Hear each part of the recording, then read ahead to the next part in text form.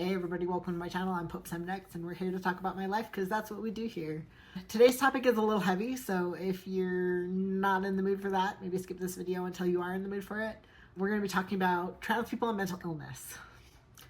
So Meta, which is the parent company of Facebook, has made it so that for religious differences, it is allowable to call trans people mentally ill on their apps.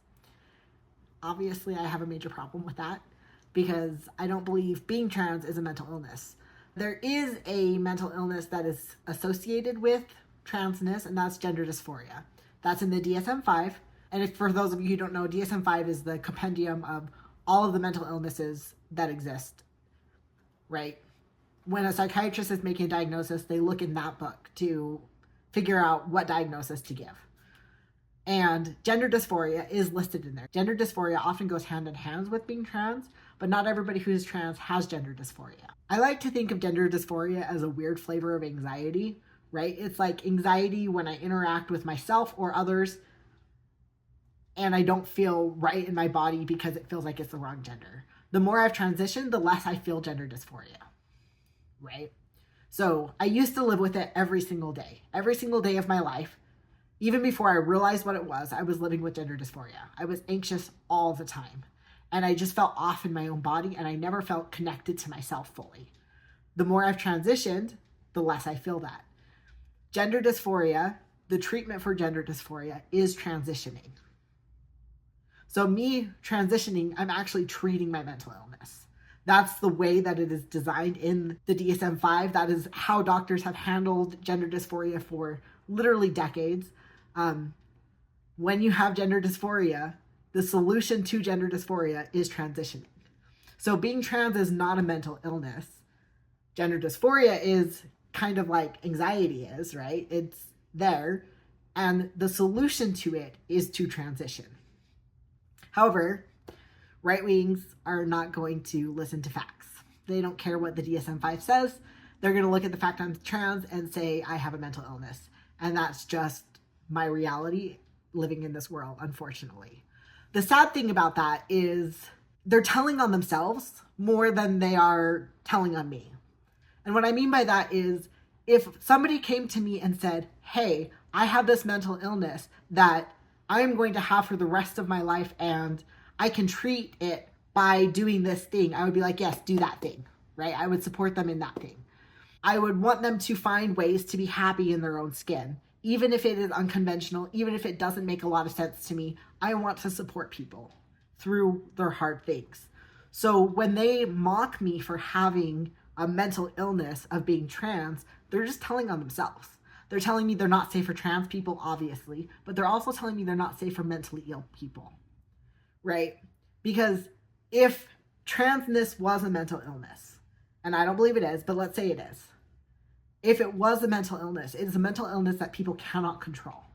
It is a mental illness that is something they are born with and they are going to have for the rest of their life. And you're mocking them because they have this mental illness. That is all kinds of wrong on so many levels. And the further I get into transition, the more I see the fact that we should be compassionate to people who are going through hard things that we don't understand. Right? I felt that way before. I was an ally before I ever came out myself.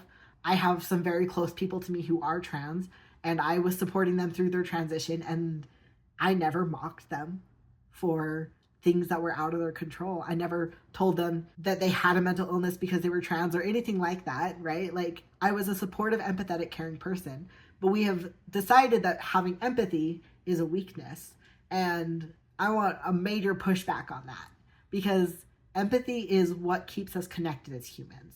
And if we lose that empathy, then we lose our connectedness as humans. And that's a major, major problem. So when people tell me I have a mental illness because I'm trans, I just kind of laugh at them because I actually do have mental illnesses.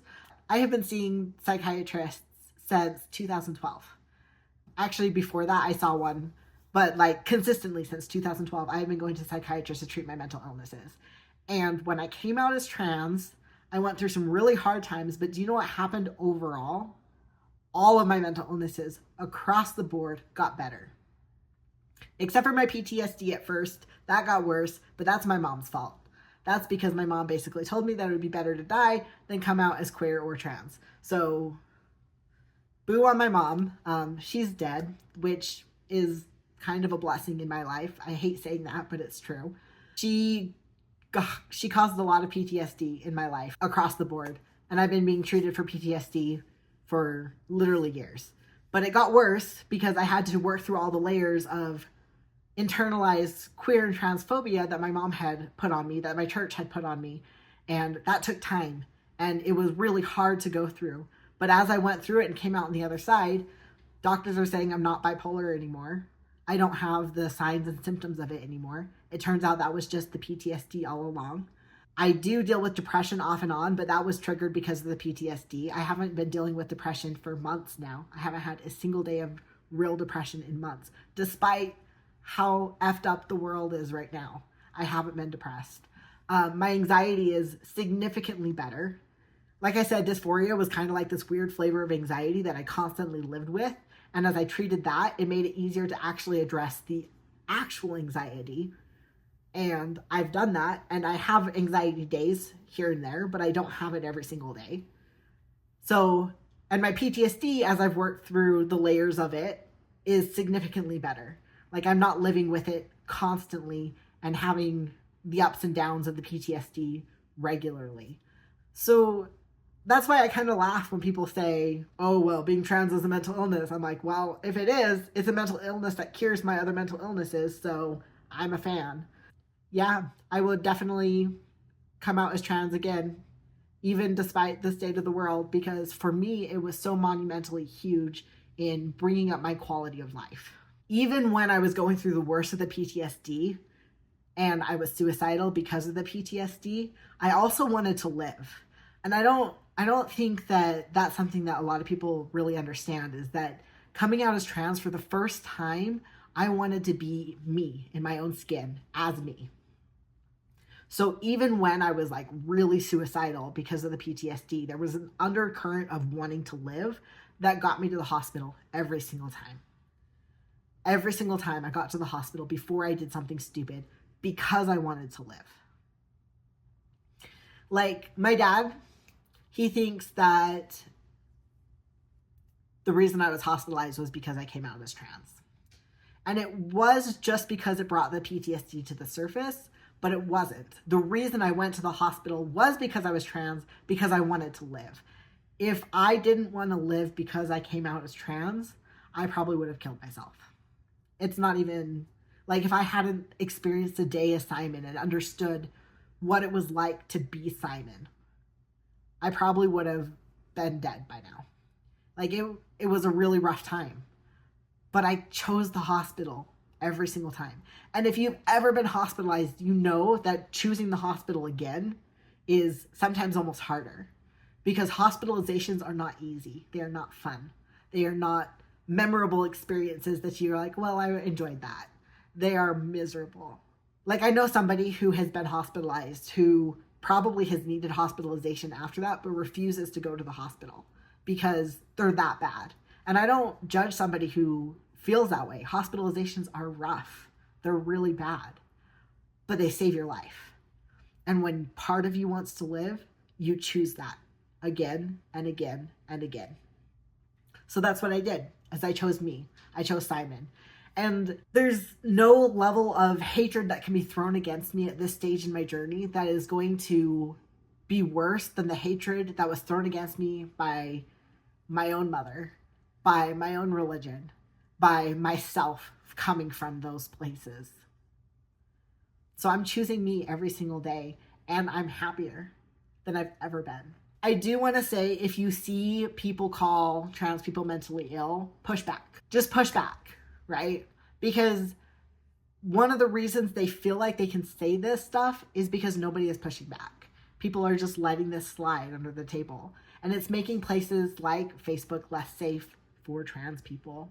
And I'm staying on Facebook because that's where I can reach certain friends and family. But I'm definitely limiting how much I'm interacting on that app, because it's not as safe for me as it used to be. You used to be able to report when somebody called you mentally ill for being trans, and now Meta has taken that safety net away because of religious freedoms.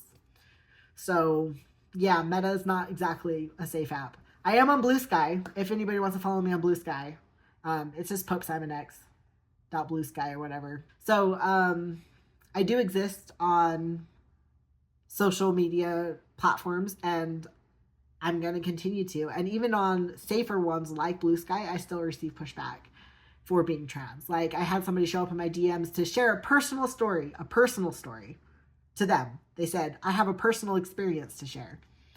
And then when I was like, about what? They said, about you being trans. No, that's not a personal story. That's you having an opinion about my life. And I'm not going to sit there and listen to your opinion about my life, because I already know what works for me. And I'm going to roll with that. So I blocked them because that's just not worth it. They also showed up on a post about my mom and said that it wasn't child abuse, that what she did wasn't child abuse. So that was a hard block for me, because I know better than you what happened in my home. I know better than you what happened to me. Like, some of my siblings still fight the fact that my mom was a child abuser because they don't want to see her in a bad light, particularly because she's dead. But she was. It wasn't just around the fact that I'm queer and trans that she was a child abuser. She was a child abuser. That's where most of my PTSD came from, is from my mom. And that's well documented by multiple psychiatrists over the course of the last decade plus. You don't get to tell me how my life works. I mean, you can try, but I'm just going to block you because I don't care what your opinion of my life is. That is one of the most freeing things that has happened. And this is one of the reasons that I'm like, I don't think being trans is a mental illness, is because I actually have a better sense of self and a better sense of boundaries than I ever had before. Like, people's opinions don't bug me the way they used to. They don't get under my skin as much as they used to. I'm much more capable of being like, that's a weird opinion to have. Peace out. Like, I'm not going to sit around and listen to people telling me how to live my life, because it's been a trial and error. Nobody knows what your life is like but you, right? You're the only one who really understands what it is that you're facing. You're the only one who really understands the hard things that you're dealing with. You're the only one who really understands how to really take care of yourself through those hard things, right? Because the tips and tricks that everybody else uses may not work for you. And that's normal. That's normal. Most people are unique, and it's their own unique blend of tips and tricks that they have figured out over the course of the last how many years of their life that work for them. And that's me, right? Like, I've figured out what works for me. And what works for me is coming out as trans, being a trans man, embracing myself as such, taking testosterone, and taking my other medications, right? I'm still on an antidepressant just to be on the safe side. And I haven't experienced, like I said, I haven't experienced a day of depression in months. And that is phenomenal. I've had stressful days. I've had days that are overwhelming. I've had days that I've been terrified, but I haven't been depressed. And that's largely because of this hard work I've been doing on myself over the course of the last 5 years, 10 years. Let's say 10 years. It really has been a journey. Before I ever got around to coming out as trans, I had to work through layers of self-loathing and self-doubt to get to the place where I could trust myself enough to embrace the fact I was trans. It was not an easy process for me. And that was largely because of the abuse of my mom when I was a child and the things that she told me when I was a child. It was a difficult work of working through those layers before I was capable of being like, okay, now we're going to self-actualize.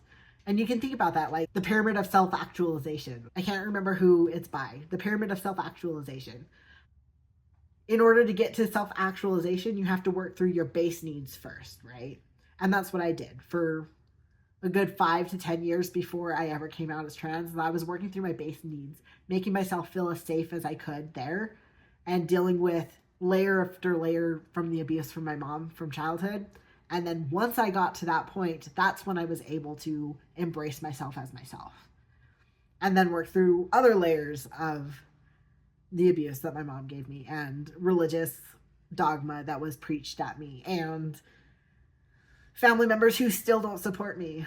Like, one of the saddest things to me is my dad will never be proud of me for who I am. And I still don't know what to do with that. Like, some days I'm like, just cut him out, walk away, I'm done. And other days I'm like, it's not really his fault.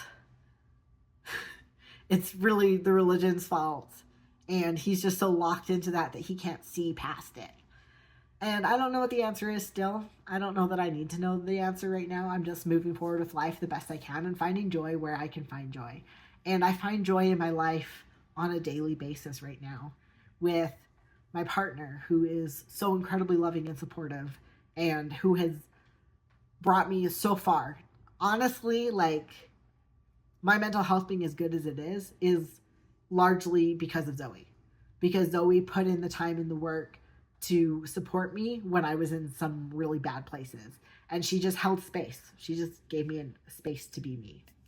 And also, she got me on her health insurance, which allowed me to go back to doctors and get the help that I needed.